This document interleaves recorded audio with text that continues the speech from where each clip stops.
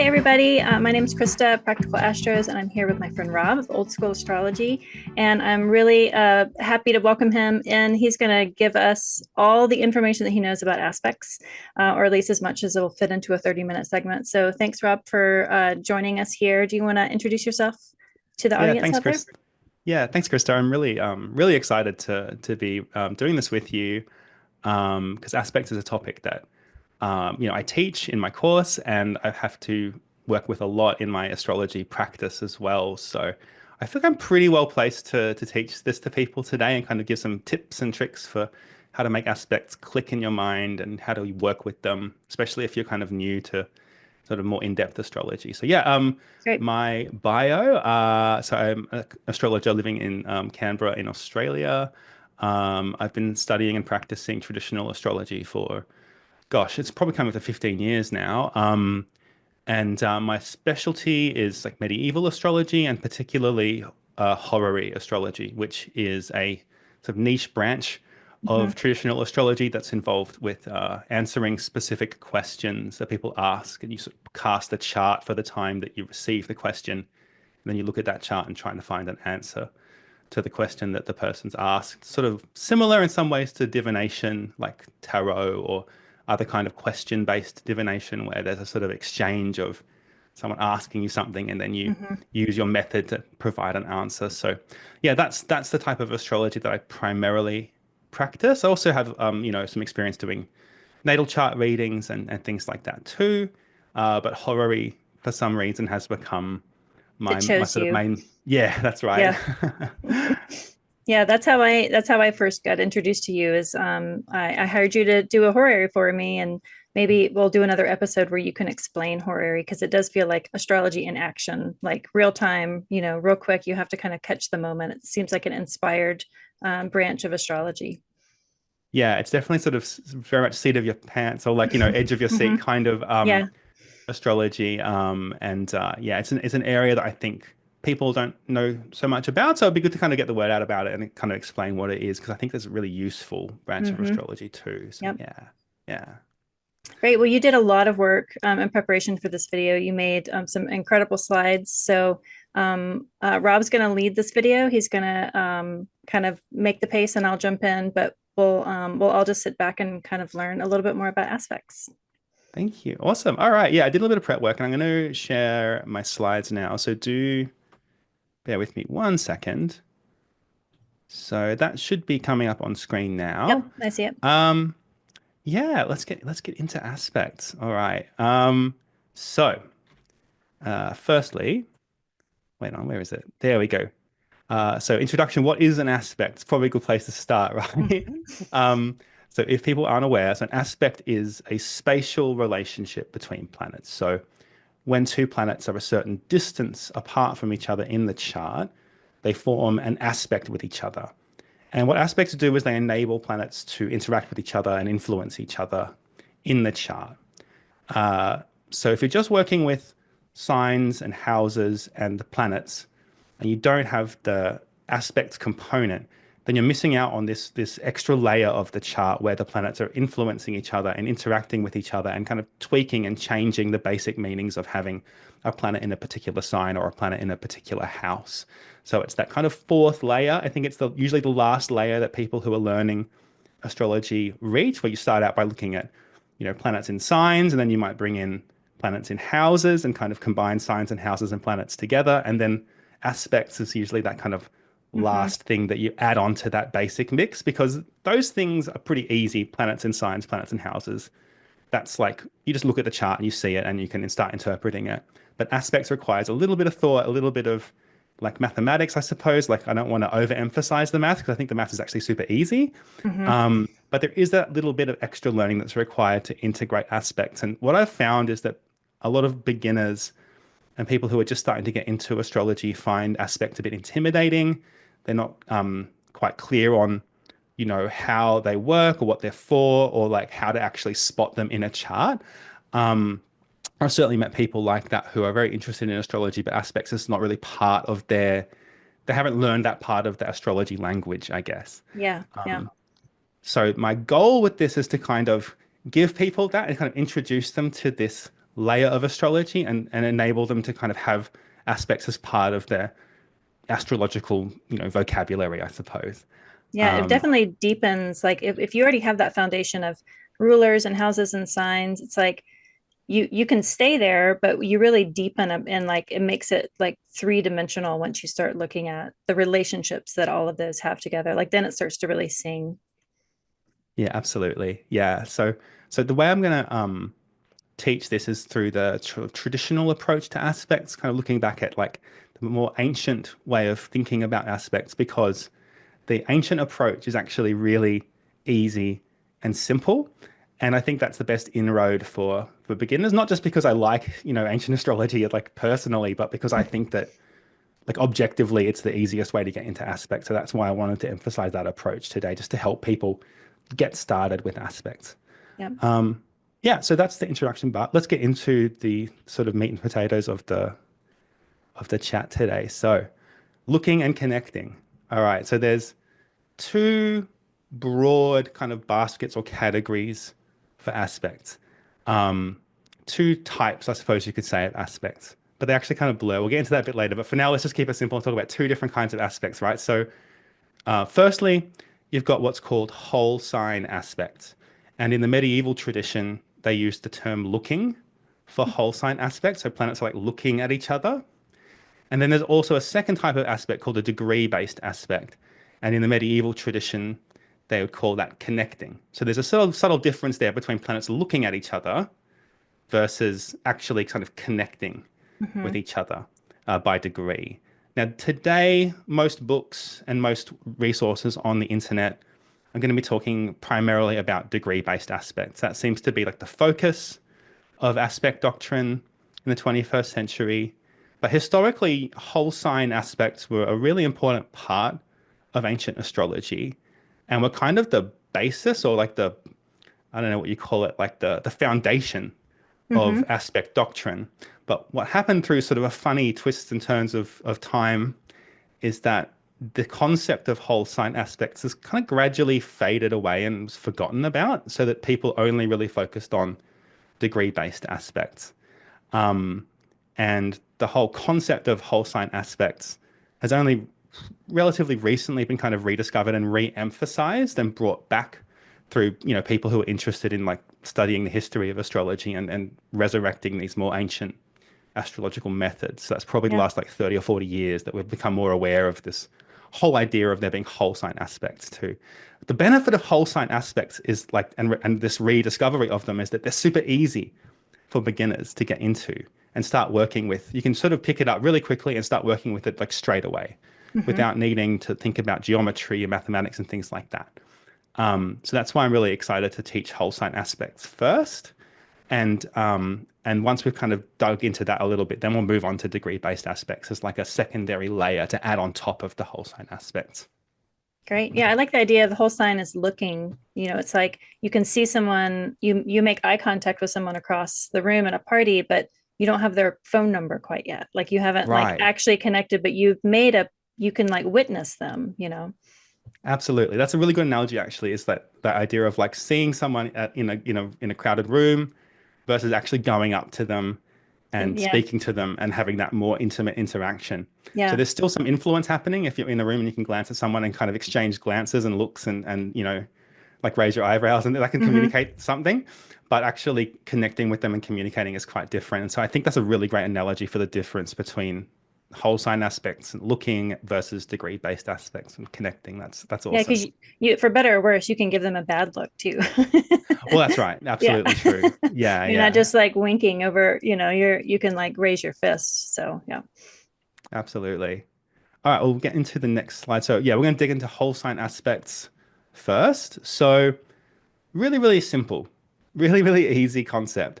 Whenever two planets in the chart are either two, three, four, or six signs apart, they're going to be looking at each other by a whole sign aspect. I've got a diagram I'll show you in just a moment that kind of makes that really clear. I might just click to it now, actually. You can see here, here's Mercury in Aries, and two signs over is Gemini, and then three signs over is Cancer, and four signs Leo, 6 signs Libra. And that's all of those signs, because they're just 2, 3, 4, and 6 signs apart, are going to be in aspect with Mercury in Aries. So it's really a simple matter of just looking at the chart and just counting how many signs apart the planets are. And if they're 2, 3, 4, or 6 signs apart, they're looking at each other. Yep. Really, really simple. And what's interesting about this idea of looking, the terminology that's used in medieval tradition, is that that word looking is kind of the basis of the term aspects itself. Like the whole concept of aspect is really based around this idea. Yeah. Because in Latin, the Latin word aspectare means to look at something, and that's the basis of the word aspect. So if you're wondering why we use this term aspect, it's because it's in Latin, it means looking, basically. Yeah, so super duper easy. As I said, like you just have to count the signs. It doesn't even matter what degree the planets are in, so you can kind of ignore, whether the planets are at 0 degrees or 29 degrees or somewhere in between. Doesn't matter at all. The important thing is just how many signs apart they are. And if they are in that, 2, 3, 4, or 6 signs apart, then they're going to be looking at each other. And they're going to have an influence on each other, and they're going to have an impact on each other. So let's talk about the 4 basic whole sign aspects. The first type is the sextile aspect, and that's when planets are 2 signs apart. And I've put the little symbols of the aspects 2 here because sometimes you'll see those in books and online. So it's useful to kind of start getting familiar with the symbols while you're getting into the idea of aspects. So there's the sextile there. It looks kind of like sort of a hexagonal star. Then the square, of course, the symbol is a square. And the square aspect is when planets are 3 signs apart. The trine, the symbol of a triangle, is when planets are 4 signs apart. And the opposition is when the planets are 6 signs apart. And the opposition is kind of like a barbell, but it's supposed to show like 2 planets opposing each other with the beams or rays of the planets going between them. And very obvious the kind of oppositional nature of the opposition aspect. They're going to be in opposite signs. So you'll have Aries and Libra, or Taurus and Scorpio, etc., for opposition aspects. But they're connected. That's the one. It's like they're still, they might be opposing, but they are like directly connected with that line in the symbol. That's right. Yeah, exactly. So even though they're opposing each other, they still are looking at each other. And in fact, they're looking at each other in quite an intimate way, almost like sitting across from someone at a table where you're really staring at each other. And that can be, a good thing if you're like a partner on a date, or it can be something a bit more like aggressive or confrontational if you're like sitting across from someone and you're playing chess with them or something like that. Yeah. Yeah. Yeah, so that's the diagram I showed before, just showing again, just to run through quickly, how to just quickly count signs and see the whole sign aspects. From Mercury in Aries, 2 signs over is Gemini, that's a sextile. 3 signs over, Cancer, that's a square. 4 signs over with Leo, that's a trine. 6 signs over is Libra, and that's an opposition. And then you can also count in the opposite direction. So from Aries, counting backwards through the zodiac, Aries to Aquarius. Aquarius is 2 signs over from Aries, so that's a sextile.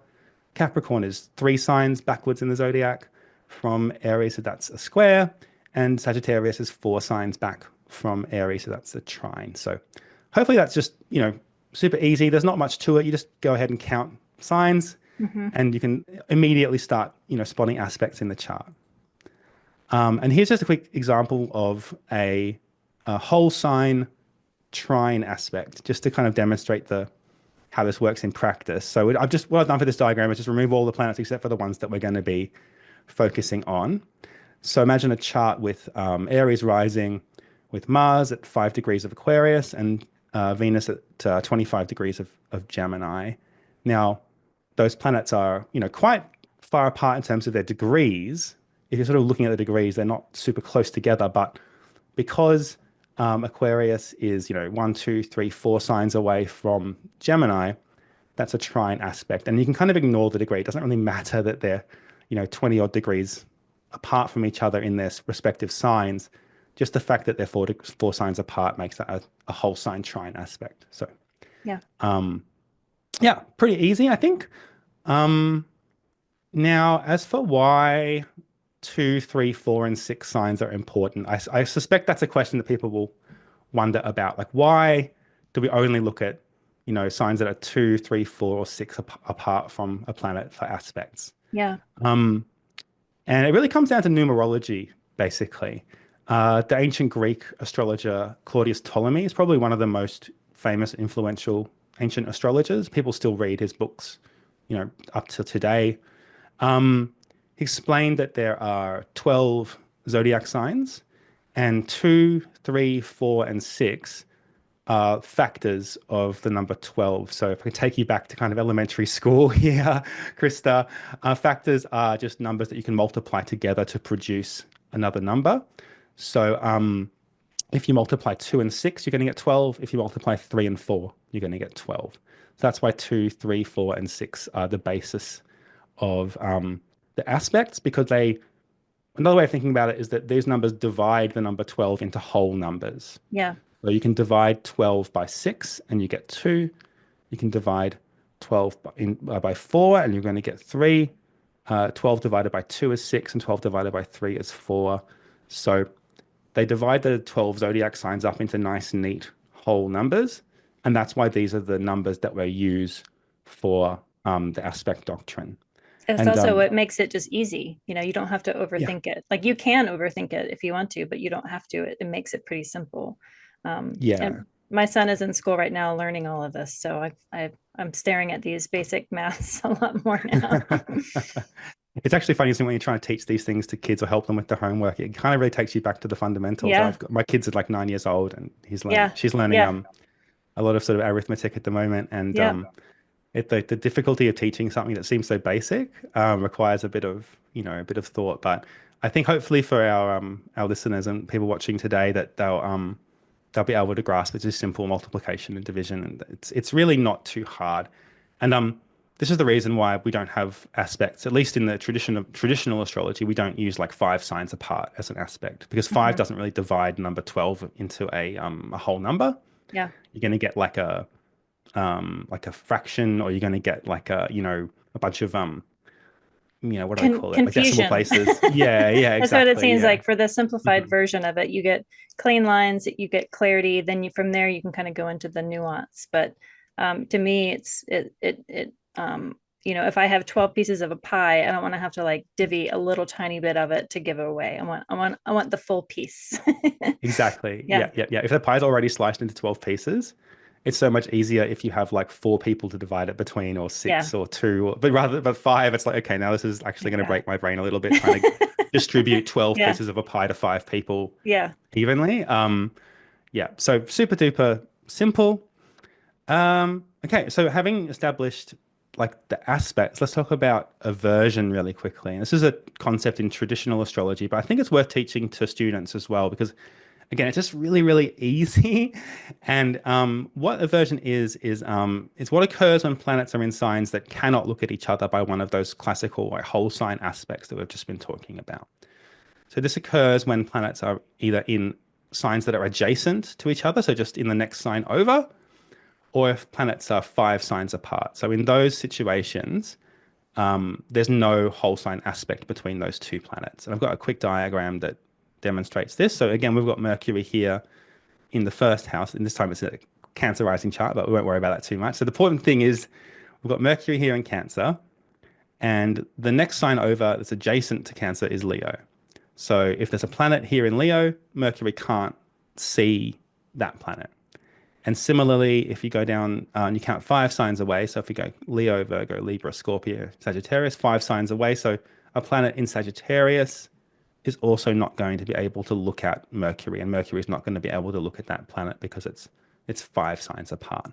Yeah. And similarly with Aquarius, that's 5 signs away from Cancer, counting backwards through the zodiac, and Gemini is adjacent to Cancer, sort of it's the next sign behind Cancer. So those adjacent signs are in aversion, and planets there won't be able to look at Mercury. And I liken it to kind of, I mean, some people talk about, well, if something's in your peripheral vision, if it's like, so if someone's right next to you at a table, you're not going to be able to really see them. If you're sitting and looking forwards, those people are actually outside of your peripheral vision, and you won't really be able to see them. You have to turn your head to look at them. So that's one way of thinking about those adjacent signs, perhaps. But the real kind of the real basis for this is not so much this visual metaphor. It's again, it's numerology.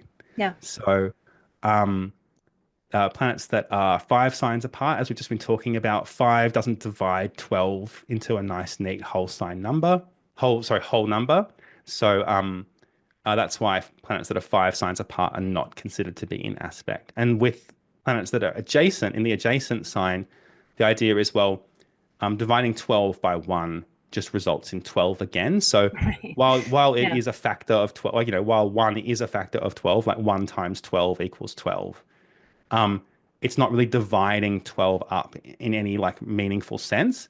So that's why planets that are in adjacent signs are not considered to be in aspect. Yeah. So it all comes down to that simple numerology, so simple arithmetic, really. I'm glad that you brought up aversion because the concept of aversion, like separately from aspects, is one that I think a lot of people don't believe or get. Mm, It's and I've noticed this with people that have quite a number of versions in their natal chart. They're just like it's hard for them to see, which is kind of the nature of the concept to begin with. So hmm yeah, I mean, I think the horse blinders make sense for the ones that are adjacent to the house that we're looking at, but it doesn't quite work for the other, like the 5 signs Yes, away. So it's like, well, I like the idea of using the just going back to just the numerology of it, because the analogy of horse blinders or peripheral vision only works on half of that. exactly. Yeah, Yeah, that's why I don't really like that analogy so much because it's not yeah. really fully effective at explaining what we're Hmm. doing here. Um, yeah, so the aversion is important because you know, finding an aspect between two planets shows that there's an influence or interaction between them. Yeah. But finding aversion is equally important because it tells you something. It's saying these planets are not interacting, and that Yeah. gives you information too, Yeah. and that can help you to delineate the chart as well. So aversion isn't necessarily like a big problem or something super negative. In fact, sometimes it can be really positive. Sometimes we don't want two planets to be interacting, like Hmm. for example, some of the planets that have sort of a bad reputation, I guess, like Pluto or like Mars or something, we might, in some circumstances, not really want our planets interacting with those planets. So, Yeah. so aversion can actually be like a relief or a good thing to see, depending on the context. So it's not necessarily a bad thing. It's just something that gives you, it's just more information Yeah. for delineating the chart. Yeah. Yeah. Yeah, because Okay. everything can't be talking to everything all the time, like that we need the dark houses and the quiet moments just as much, as all the noise. So yeah. Yeah, absolutely. Yeah, yeah. It's sort of like, if you can't sort of hold court with everyone at the table, there'll be Hmm. some side conversations going on and things like that. And that sort Yeah. of side conversation might be a good analogy actually for the aversion. Like, Mm. you're talking to someone in front of you, there's other people listening in, but like right next to you, there's someone who's having a completely different conversation with someone else, and you're not Yeah. involved in that. Yeah. And that's kind of what aversion's more like, I think. Hmm. Yeah. Yeah, I like that one. Okay, so that's aversion. So we've been talking about aspects. We haven't really talking about what about when planets are in the same sign? So what happens then, Robert? I hear you saying. So let's deal with that. So when two planets are placed in the same sign, the term we use in traditional astrology is that they're co-present, which just means that, they're in the same sign. They're both present in the same place. Um, it doesn't really matter, again, what degree the planets are in that sign or how many degrees apart they are, etc. If they're in the same sign, no matter how far apart they are, then we could say they're co-present. So technically, being co-present is not really an aspect. This is Hmm. getting a little bit technical, but an aspect is when planets are like looking at each other, like I said earlier. It's that metaphor of like looking and like visual kind of optical analogy, Yeah. really. Um, when planets are in the same sign, it's not so much that they're looking at each other over a distance, they're actually sharing the same space with each other. So that concept of distance doesn't really apply. But despite not being in an aspect with each other, they are like co-present. They're sharing this space, and it's because of the fact that they're sharing this space, they're going to have an influence on each other. A metaphor that I think Chris used in our course for co-presence is like you're sharing a house with like a flatmate. Hmm. So you may not see them very much, but they're going to like because you maybe work different schedules or something like they work at night, you work during the day, for example. So you don't really run into each other much, but you're sure as heck going to be influencing each other because they've left dirty dishes in the sink, or like they've like put the TV remote somewhere weird and you got to find it, or Hmm. maybe they've done something nice for you, like cooked you dinner, or they've kind of tidied up for you or something like that. So you're having an influence on each other, but you're not necessarily always like directly connecting and interacting Yeah. so much, but you're sort of sharing that space together, and so there is an influence that's occurring. Yeah, so that's co-presence. And here's just another quick example of co-presence. So here we've got a chart diagram with Aries rising, Venus at 5 degrees Gemini, and Mars at 20 degrees Aquarius. Sorry, at 20 degrees Gemini. And so they're in the same sign. They're 15 degrees apart, but that doesn't really matter because they're co-present. The important point is that they're in the same sign. So the degrees don't really matter too much. Doesn't matter how far apart they are. They're in Gemini together. They're sharing that sign. So they're co-present and they're going to have a bit of an influence on each other. Um, all right. So now we've covered whole sign aspects pretty quickly, pretty easily. We'll Yeah. get into the next layer that we're going to add on top of whole sign aspects, which is degree-based aspects, or what they call connecting in the medieval tradition. So when planets are connecting, sorry, when the planets are co-present in a whole sign aspect, they're going to have a little bit of an influence on each other. They're going to be looking at each other, sharing a space, they're influencing each other in an indirect kind of way. But this influence becomes more intense the closer the planets get to an exact degree-based aspect. And I'll talk about what those exact degree numbers are in just a moment. But for now, the important thing is that two planets are looking at each other, and the closer they get to being in the same degree of their respective signs, the more intense that looking becomes, and it actually transforms when it gets quite close into this other concept of connecting. Um, so they're kind of transitioning out of just looking at each other, and they're moving into a more intense relationship called connecting. The closer they get by degree. So it's not so much the degree-based aspects, although I talked about it earlier, that degree-based aspects are like a different type of aspect. I think when you think about things this way, it's more that degree-based aspects are a phase within a whole sign aspect Oh, where yeah. it's really intense and really close. And I think that's a good way of thinking about it for people. Like you just look for the whole sign aspect first, and then additionally you look at the degree and you go, okay, well, how close is it? And Yeah. that will show you how intense that influence and that interaction actually is. I like that idea of it being a phase in a larger span of time.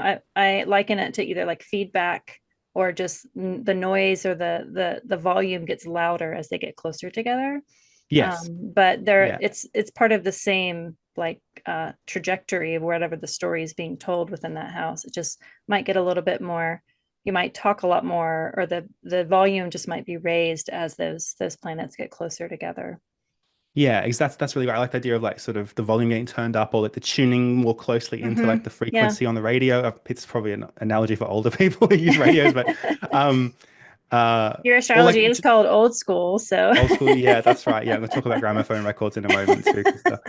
Um Oh, perhaps about the analogy you used earlier about like people being in a party and like looking at each other, and hmm then maybe like as the planets get closer by degree, the people are actually like walking up to each other, yeah, crossing that room, and then actually connecting and having a more intimate one-on-one conversation with each other. And that's yeah, the transition from looking to connecting is that sort of approaching each other in the room and having that more intimate, yeah, exchange between the two.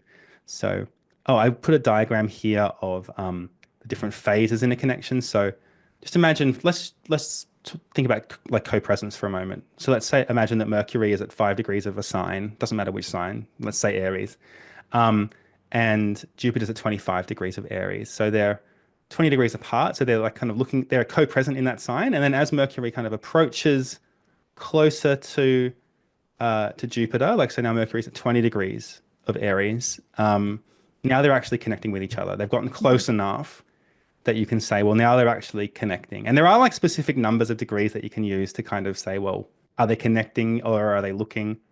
But, mm, and that's called the orbs. We'll get into that a little bit later. But the point is that like as the closer they get, the more intimate that connection becomes. And when they're in the exact same degree, that's called like a perfect aspect or an exact aspect. There's different words for it, but it just means that that connection's been completed and they're really right up in each other's faces and they're really yeah. having that close interaction. Yeah. So we talked about exact degrees and things like that. So these are the numbers for the different aspects uh, the looking transitions into connecting. So when planets are 2 signs apart, they're looking at each other by sextile. When they're 60 degrees apart, they're in an exact degree based sextile. Hmm. 60 degrees being like 2 signs, like 2 times 30, 60. Um, when planets are 3 signs apart, they're in a square aspect. But when they're also exactly 90 degrees apart, that's the exact degree based square. 3 times 30, 3 signs is 90 degrees. The trine, when planets are 120 degrees apart, because that's 4 signs. So the exact trine is when the planets are exactly 120 degrees apart from each other. And the opposition is when the planets are exactly 180 degrees apart, and that's 6 signs, 6 times 30, 180. And you're So coming from those are, this because each sign is 30 degrees. There's 12 of them. That's 360, and that makes a complete circle. So that's that's, right. yeah, Yeah, so I didn't cover that little basic bit, I suppose. Yeah, each of the 12 signs yeah. of the zodiac has 30 degrees. So 2 signs is 60 degrees, 2 times 30. 3 signs is 90 degrees, 3 times 30. 4 signs is 120 degrees, 4 times 30. And yeah, as you said, the opposition is half of the circle, 180 Mhm. degrees, or 6 times 30. So And the that's way where they these got numbers that, come it's from. like 360 is like the entire sky, and Hmm. the zodiac were just placeholders of that place of the sky, and they just cleanly divided it up into 12 signs. Is kind of how we got the signs. But That's right. yeah. That's probably a big topic for another day. But yeah, like the signs and the zodiac are really just kind of a coordinate system in some ways for Hmm. describing where the planets are in this particular circle that we trace across the night Yeah. sky. Yeah. Um, and we've just divided it up into nice, neat 30-degree chunks. Of course, uh, the actual constellations vary in size a great deal. Hmm. But just for neatness and tidiness, the ancient astrologers decided to just give it 30 degrees each to each constellation and name them after the constellations, even though they don't really line up and things Yeah. like that. Yeah. Um, yeah, so that's degree-based aspect. I've got a quick diagram here that shows the difference between, looking and connecting. So here I've got a chart with Aries rising, Venus at 12 degrees Leo, and Mars at 15 degrees Sagittarius. Now, if you just count between Leo and Sagittarius, you just go 1, 2, 3, 4. That's 4 signs apart, so they're going to be looking at each other by a whole sign trine aspect.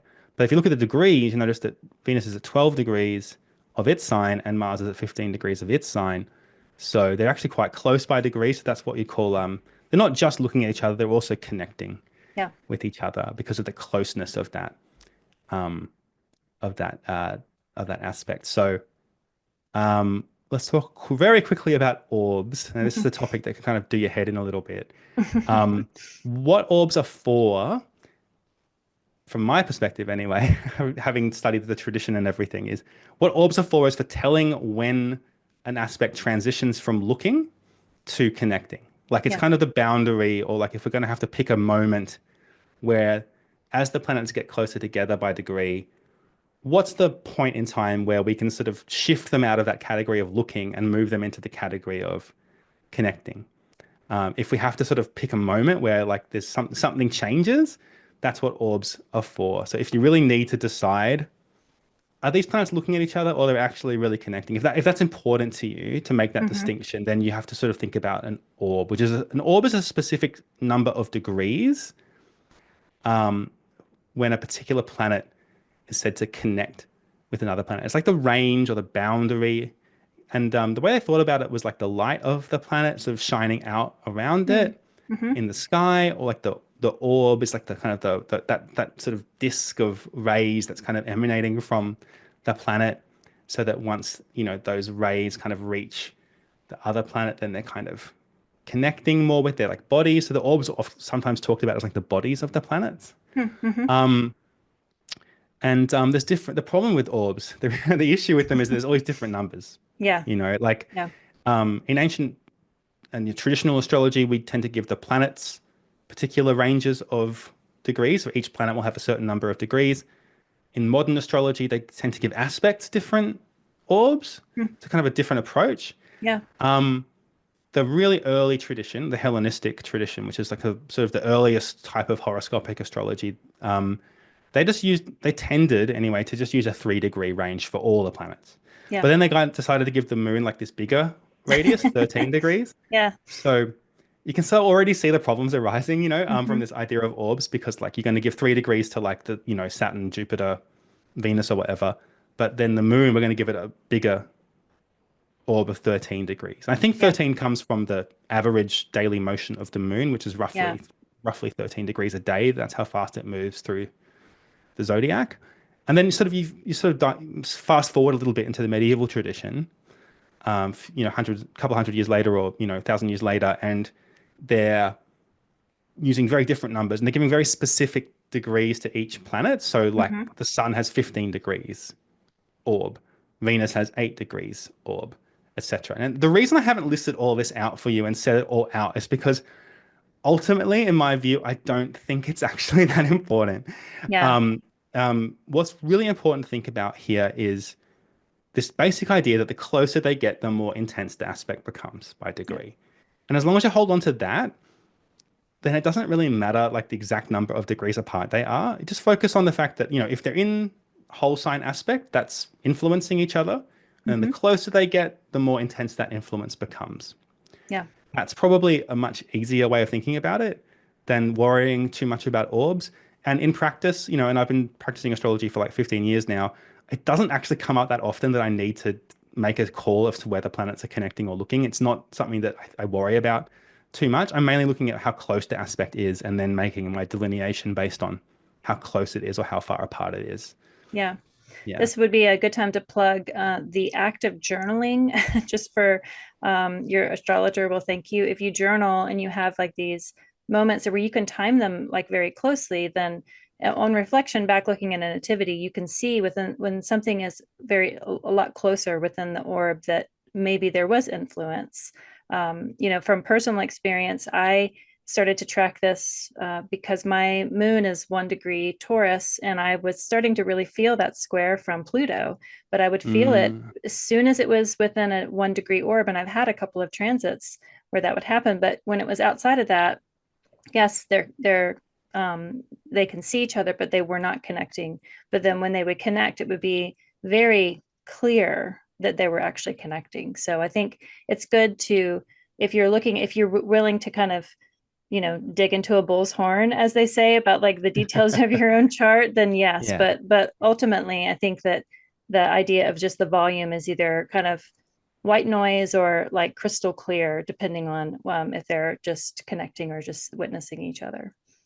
Yeah, I think that's a really good point. Like, I think this is something that you have to kind of experience in some ways. And there's a real Mhm. benefit to, yeah, moving through your life and recording these things through journaling, other practices like that, so that you can not just think about these things in theory, but sort of really witness them Mhm. and experience them yourself. And then you'll have a sense of how far apart a certain pair of planets have to be before, Yeah. that really manifests in some way in your life. Yeah. Perhaps probably I guess if I had to give people like a takeaway from the idea of orbs is maybe just use the 3 degree range from the Hellenistic tradition and just see how that works, Yeah. as like a good starting point. And if you want to dig into these concepts further, like there's different texts that will tell you about different ranges of orbs for the planets. And you can experiment with those too. But Yeah. the 3 degree range plus just thinking about the distance as a varying level of intensity is probably the best for beginners, I think. Yeah. Cool. All right, we're almost getting towards our end now. One thing I want to talk about very quickly is, again, planets in the same sign. So we've kind of skipped over that again. Mhm. We talked earlier about when planets are in the same sign, they're co-present. It doesn't really matter how far apart they are, as long as they're in the same sign, then they're co-present and they're influencing each other. But when those planets actually are in the same sign and they get very close by degree, then we say they're in conjunction. So conjunction is like a connecting within the same sign. Mhm. And just like co-presence, a conjunction, it's technically not an aspect because the planets aren't really looking at each other. They're actually kind of joining together. And Mhm. that's the origin of the word conjunction. It comes from Latin word conjugere, which means to be joined together. So I'm reminded of like the term like conjugal visit in prison, you know, like because Oh yeah. that's kind of what we're talking about here is there is a kind of a underlying kind of hint of sexual metaphor here where like the planets are actually connecting up physically Yeah. and you know like holding hands or more than that. Yeah, And I like the idea of like merging because you can use merging. that in a platonic sense, but also in a like a romantic sense. There's like a merging or becoming one, like that Hmm. you're that when when things are conjunct, they aren't themselves, they are blended, Blended. yeah, Yes. blended or merged together. Yeah, absolutely. Yeah, that's a great way of putting it. It does sort of it kind of covers all the different ways you can imagine Yeah. two planets being joined together. Um, I think I had a metaphor that I took out from this slide, which was something like that planets in that are co-present are like sharing a room, and when they're conjunct, they're sharing a bed. Just to kind of give Mm-hmm. you a sense of like how Yeah. different that connection is. Like you're really physically close to, they're really sort of physically, even though in like in space, in reality, they're not close at all. They're like thousands of kilometers apart. But Right. visually from Earth, when you look at them, it looks like they're kind of coming together and almost touching. In some cases, if the astronomy works out really well, they actually will kind of occult each other and kind of Yeah. connect in the sky, which is really Yeah. striking when you see that. Um, but that just closeness and that proximity, um, the, the the terminology that's used in astrology is that they're joining together, they're conjunct. Yeah.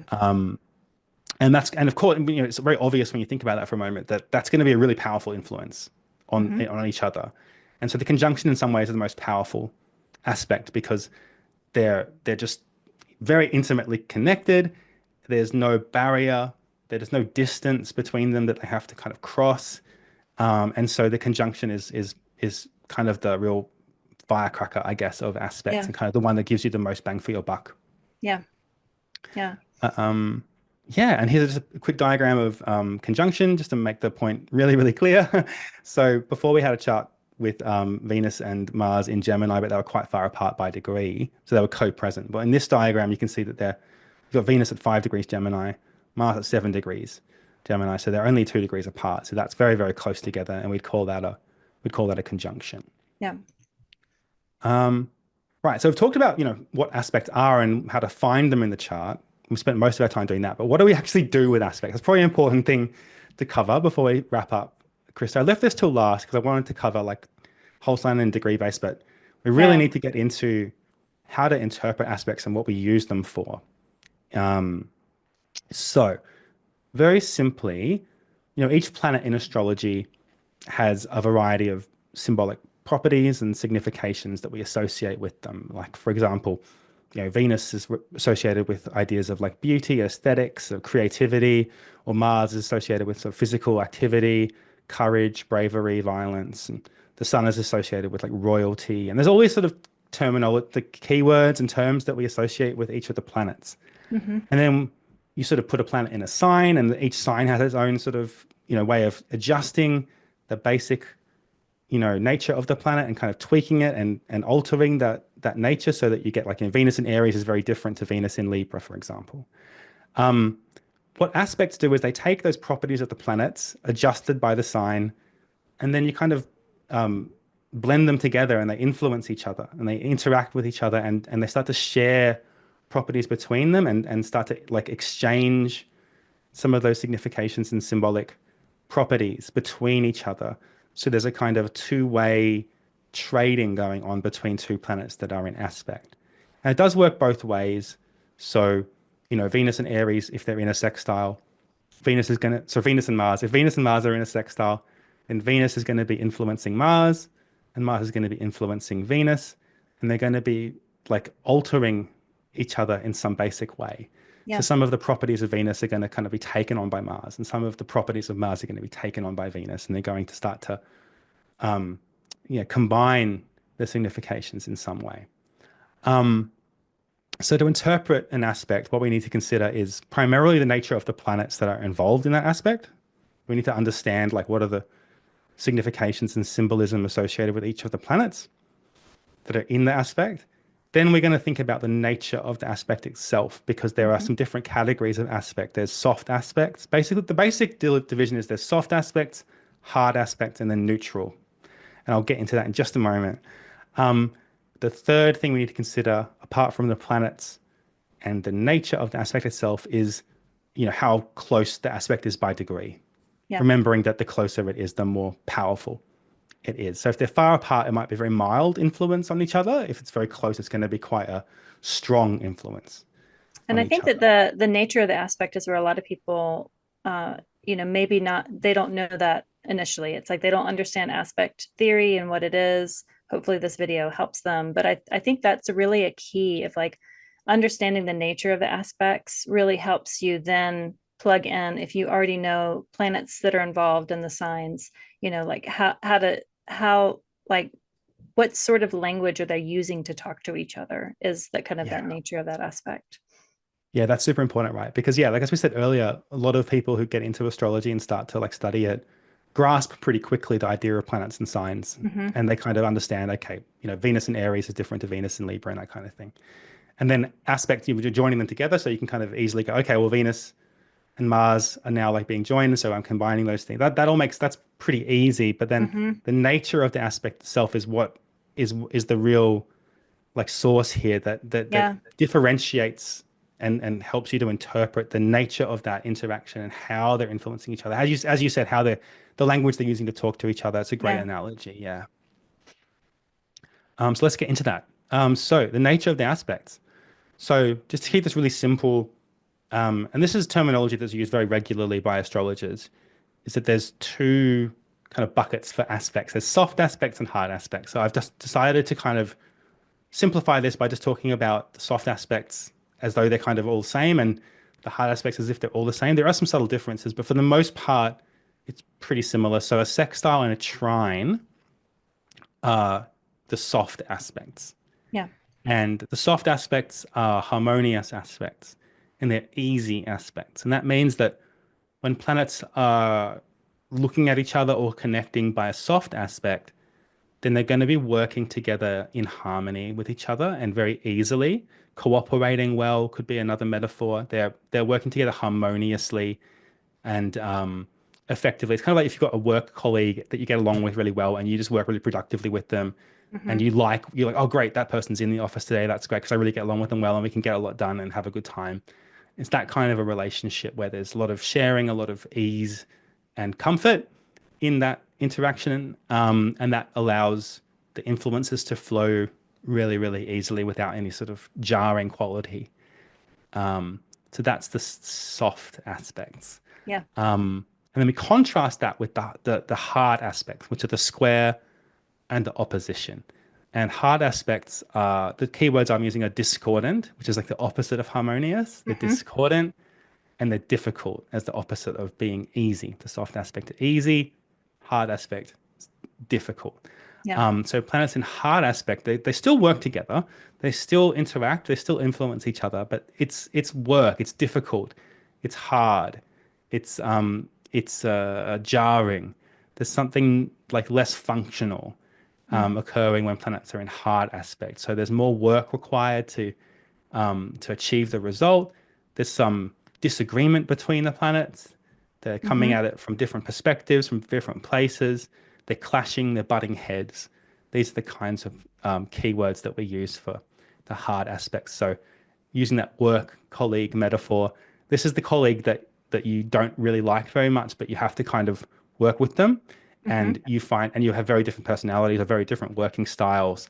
And you have to sort of really make an effort to get along with them and really make Yeah. an effort to be productive with them. And you kind of find it irritating to work with them, even though you still get the result, it's still working together, still productive, but it is just more effort. It's harder. It's difficult. It feels like, you might come home more exhausted because you're like, oh, I had to like really manage my emotions and stuff because I was working with this person that really grinds my gears. Yeah. That's what the hard aspect is like. Yeah. And just like soft aspects aren't just inherently good. No. Really does depend on the planets involved because Hmm. you can have two buddies sitting at the bar and they support each other just getting wasted and drinking pint after pint. They Yeah, are harmoniously on the same page, but ultimately the result of that harmony isn't necessarily subjectively a good thing. and absolutely. and sometimes when you have a square or an opposition, the square and opposition are the nature of Mars and Saturn, and sextile and trine are the nature of Venus and Jupiter. But Venus Yes, and Jupiter aren't always helpful to us in the long run. Sometimes, Mars and Saturn are.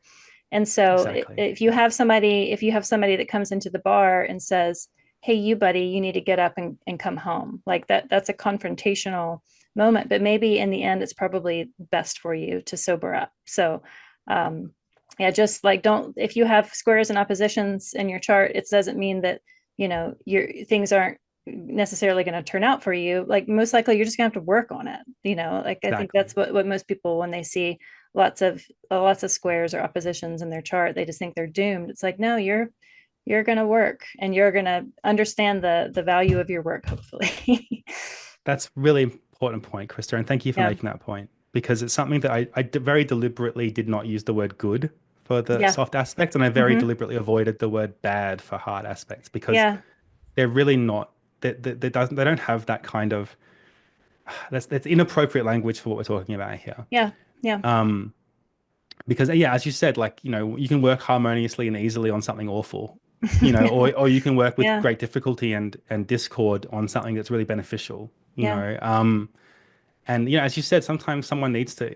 Sometimes the best thing for you is to have someone oppose you or like kind of stop you or stand in your path in some way because you might be doing something that's self-destructive or harmful or counterproductive for your highest needs and your highest goals. Hmm. So yeah, square and opposition are not inherently bad, and sextile and trine are not inherently good. I think that's a really important point to make. It's more about the ease or difficulty with which the planets are interacting and influencing each Yeah. other. And in some ways, square and opposition are really powerful.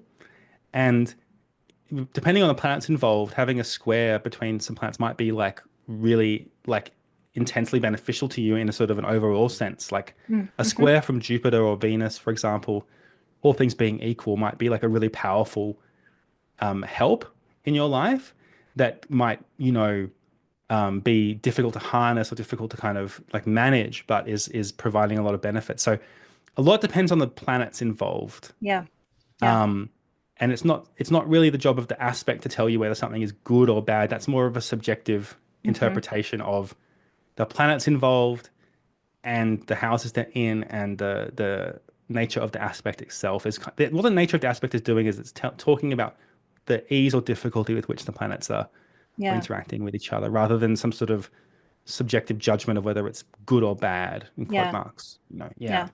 The other thing I've noticed is that squares and oppositions, when those aspects, when you experience that to your own nativity, they're just louder. Like, we notice Mm, them more. I find sextiles, I seek out sextiles now because I feel they're so nuanced, and yes. they you don't necessarily pay attention to them when they happen. You might pay attention to it when you hit that first square of the sextile, as the connection with the planets grows. So sometimes trines and sextiles happen, and they go unaware because it was easy, because it didn't disrupt anything, everything flowed forward. But the squares and oppositions will get your attention because there was some sort of like wall you hit that you had to overcome in some way. And so I think that's why people might look at squares and oppositions in a bad way, is because they remember it. Like, we remember lots of bad things. It's harder to remember the sweet, nuanced, little, easy flowing memories. So I just think that the squares and oppositions get your attention, for most people. Yeah, that's absolutely right. Yeah, I think the squares and oppositions generally are a bit louder and yeah, because we are kind of in some ways humans tend to be negatively kind of geared. They kind of tend to think and remember more the things that were troubling. Yeah. But square and opposition from a planet that's in your chart is kind of functioning well and is benevolent or has kind of a fortunate gift to bestow to you. That square opposition could actually be a moment of like of great fortune for you in your Yeah. life. Yeah. So again, yeah, it's not really about good or bad. It's just more about ease and difficulty or harmony and discordance. And that's kind of the way people can relate to each other. Like you might have someone who's a great benefit, like a great teacher in your life, but and you remember them very fondly Hmm. overall and go, God, they were a great teacher. But what they did for you in the moment was constantly pull you up and correct you Mm-hmm. and like and expose like the flaws that you have, or like focus you in on like the mistakes you've made and things like that. And Yeah. overall, you really benefit from that and you remember that fondly and you're grateful to them. But in the moment, it's kind of difficult to have those interactions with that Yeah. individual. Yeah. Yeah. So talk Um, about the neutrality, using the word neutral. I like that for co-presence. It yeah. wasn't one that I would have picked out initially, but I do like that, especially in context of the slide.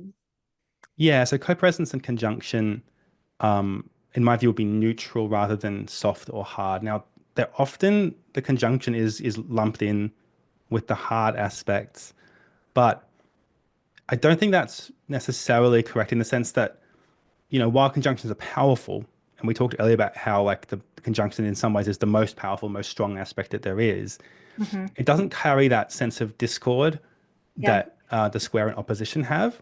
So for that reason, I would prefer to think of co-presence and conjunction as being neutral. So while the soft aspect has this harmonious quality to it, and the hard aspect has this discordant quality to it, that's entirely absent. Both of those qualities are absent with co-presence and conjunction. So Yeah.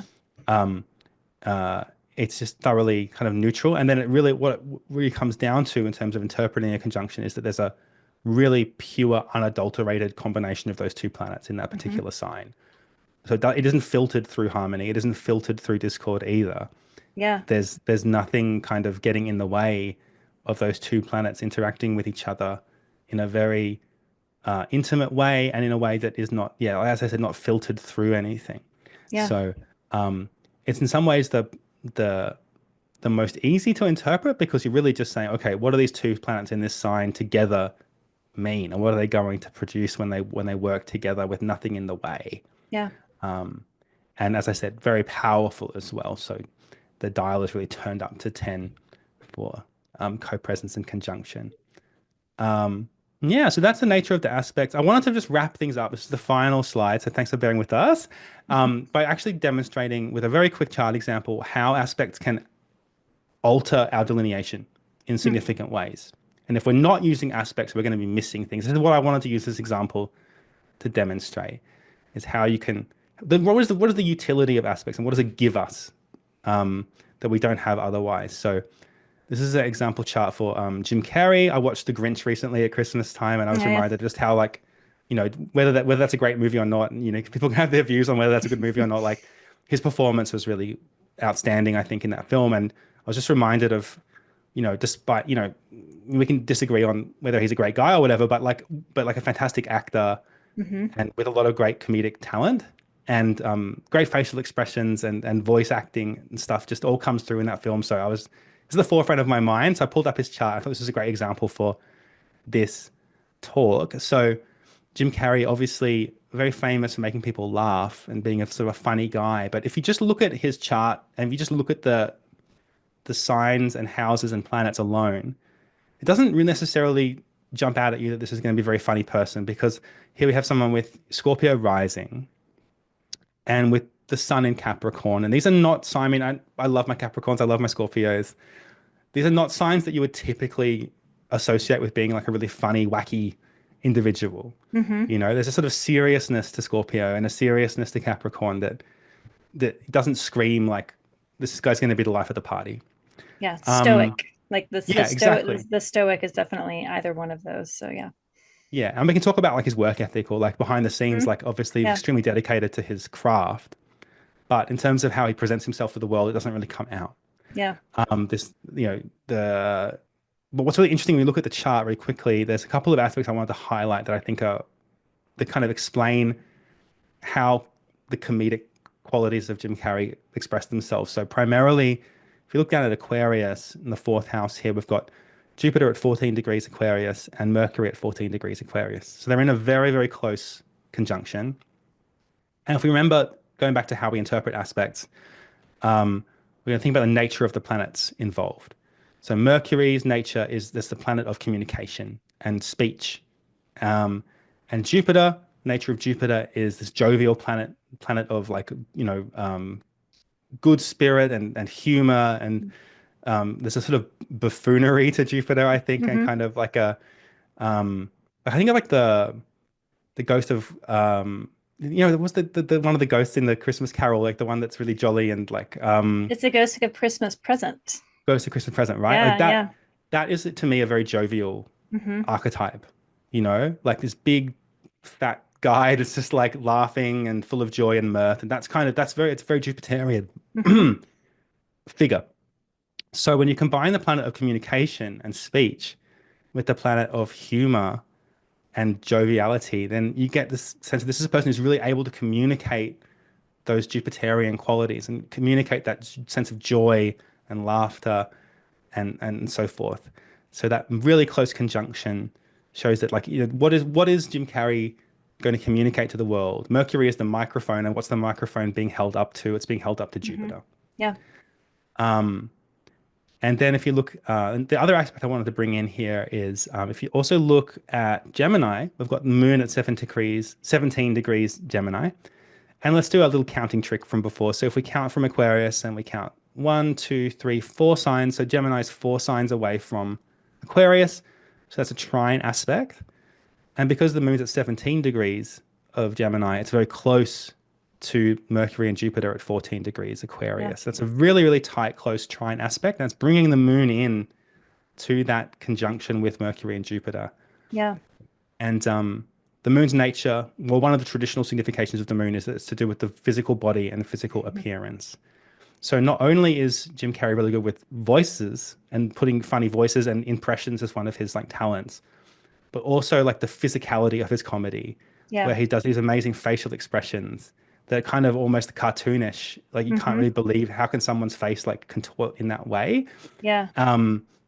And the way he does a lot of pratfalls and physical comedy, he's always hurting himself, falling over, or like, standing up in a funny way and things like that. Like that physicality of the moon really intimately connected with that Mercury Jupiter conjunction. So there's the physical component to his comedy as well, just Yeah. shown there. And if you didn't notice these aspects, you might, if you just ignored, like, for example, the closeness of Jupiter and Mercury in that sign and how that's actually a conjunction, and if you didn't look at the moon trine to Mercury and Jupiter from Gemini as well, Mercury's sign, that you're missing this big part of how he presents to the world and how and the nature of his acting talent. So Yeah. I thought it was just a very quick example of the what aspects can add to a delineation. Hmm. But yeah, that's kind of it. That's the end of the slide. So thank you for sticking with me through that. Yeah. I Yeah, have one question. yeah, please. So this came up this summer with a few friends when they were asking about basically a planet getting closer. So an applying aspect versus when the aspect has perfected, like you had that slide of Mercury approaching Jupiter and then they were conjoined. How do you use an aspect that's applying versus an aspect that's separating, like the faster planet meeting it and then moving away? Like how does that Mm. influence your delineation or just your expectations of what that aspect, if they're still within a whole sign aspect, how when they get closer, when they get further away, how do you use that? Yeah, okay. So yeah, separating and applying. Yeah, that's obviously a really important concept in horary astrology, Mm, because applying aspects in horary show a future event because the mm, planets haven't yet connected and they're going to connect in the future. okay. And separating shows a past event because the planets have connected in the past and they're moving away from each other.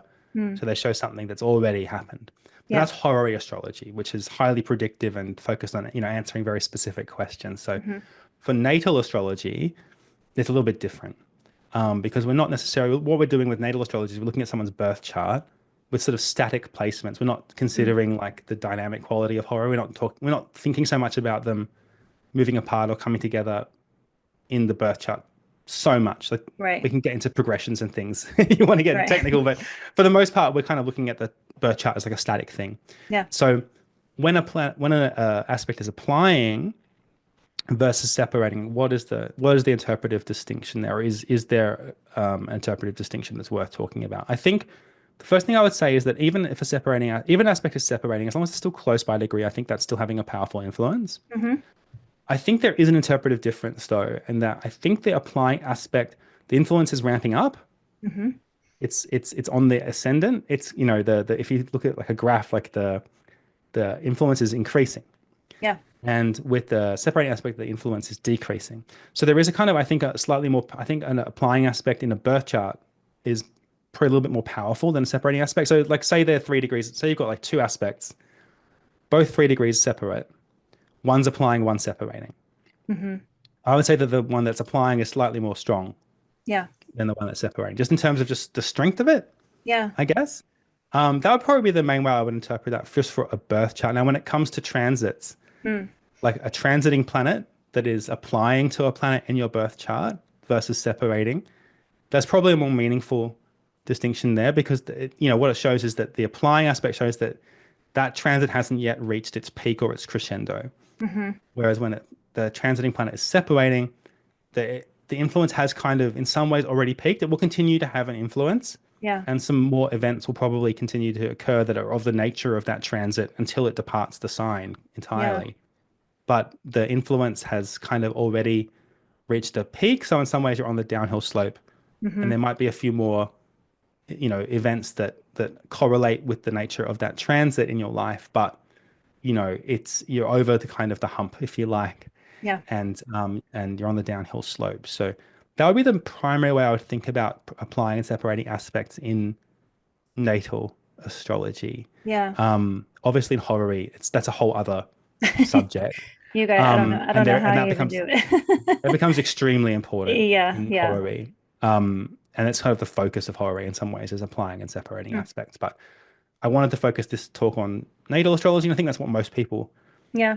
in astrology are interested in. So I think from that perspective, it's really about, just to summarize what I said, applying aspect in a birth chart is a bit more powerful, a bit stronger, I would say, than a separating aspect in a birth chart. Hmm. Although most of what I'd be looking at there is how close or far apart they are. Yeah. For transits, applying aspect shows and that the transit is still ramping up and it hasn't yet reached its peak or its crescendo. And separating transit shows that the transit's already peaked. There's still going to be some ripples and echoes and some further perhaps manifestations of that transit in your life until it's Hmm. finally left the sign, but it's on the downhill slope. Yeah. Yeah. The way I've always imagined it is like we can watch the moon get bigger, and as the moon becomes fuller, like there's this anticipation of a when it's actually full. But then even Mm, after it's full, we can still see it in the sky as it gets smaller. So it's that's like right. the vibe is different. It's almost palpable when it's applying. You just embody it more. You sense it more because it's like a new thing. But Hmm. once it's peaked, like you said, it's still there. It's still potent, but maybe you're used to it at that point, or it's gonna be the most illumination within that aspect. Yeah. I've just it was something that kept coming up over and over, and it's like, don't sleep on the applying. Don't wait for the day for it to be perfect, because as it gets Hmm. closer, that's really when all the information is being kind of pulled into making what that aspect shows itself to be. All that information is kind of being pulled along in the wake of that, the momentum of that application. So I just wanted to get your opinion on it. So No, that's really great, and I think the full moon metaphor is great for this actually. Or not, sorry, metaphor. The great full moon example mm, is really great because um, I know from speaking with people who are not sort of astrologically literate, like when they see the moon in the sky and it looks full, they go, "Oh, that's a full moon." And me being an mhm. astrology nerd, I'm like, "Well, it's not going to be a full moon until tomorrow at 12, actually Wrong. 12:13. Yeah. That's when it's full. Right. But Yeah. but from their perspective, it's full. It It looks full, is. right? Yeah. And once it gets really close, it looks, say it's like a day or two before the Hmm. proper full moon, it looks full. And even a Yeah. couple of days after the full moon, it looks full too. And that's kind of, Yeah. I think, what I'm going where I'm saying that even though an atom might be separating, as long as it's really close, Hmm. it's still giving you the goods, Yeah. especially from a natal astrology perspective. Like the moon still looks full a day or two after the true full Right. moon. Right. And it's only once it gets further away that you start to go, oh, actually, it's waning. Yeah. Hmm. Yeah. If you don't have the astrology app on your phone and you aren't people like you and I that kind of, have a depth of interest in these things. Yeah. Yeah. Yeah. Yeah. I definitely am that, like, the actually. No, it's not. Yeah. It's nobody likes that. Um, Hmm. well, thank you so much. This was great. I think that we both have children about the same age, and teaching them those basic maths you yourself, when you have to teach something, even if it's basic, you continue to learn, and you're able to glean some of the symmetry and the beauty and the foundations. That's one of the things about astrology is it continually teaches, no matter how long you've studied it's inspiring because you can learn beautiful patterns. That's what we study, is the patterns, even in the most basic things. So thanks for joining today and sharing all your wisdom and your insight and your joy. And thanks for preparing all the slides. It's incredibly helpful. And can you give a little bit more of your bio? Like, what are you doing? What would you like to tell people about? Do you have classes or courses, or what are your services for the astrology world?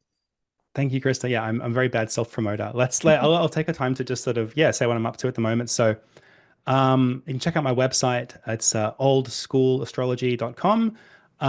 At the moment, I am focusing on teaching. So I'm teaching a course with the famous astrologer Chris Brennan on horary astrology. So I'm preparing a course. We're actually almost done. We've recorded 10 video lectures, and they're all, Nice. as you'd expect with Chris, like quite lengthy and in depth. Mhm. We've got 2 more video lectures to go. So we're almost done with recording all of that. But what's cool is you can get early access to that course and buy the course right now, and you'll get the access to the course at a discounted price. So once we've finished recording everything and wrapped it up in a neat little bow, the price will go up significantly. But for now, the door is open, and you can get in at a cheaper price than you would when it's all finished. Now, keeping in mind it's a work in progress, a little bit rough around the edges, but the video lectures are there. We've got lots of great handouts and information for students to download and dig into, and reading lists and all kinds of stuff. So it's a really great course. I'm really proud of it. I think it's going to be a really great addition in terms of options for learning horary, because there aren't a huge amount of options out there. Yeah. So I think this is going to be a real gift to the community, and of course taught by some really passionate astrologers who have a lot of interest in history and the philosophy and stuff like that. So it's gonna be a really great product, I think. And is that on your website? So there's a link to the course on my website, but the Okay. actual course itself is being sold on the Okay. astrologyschool.com, which is Chris's astrology course Okay. website. Yeah, so he's kind of hosting the course on his site. Okay. But yeah, there's a link from my site as well.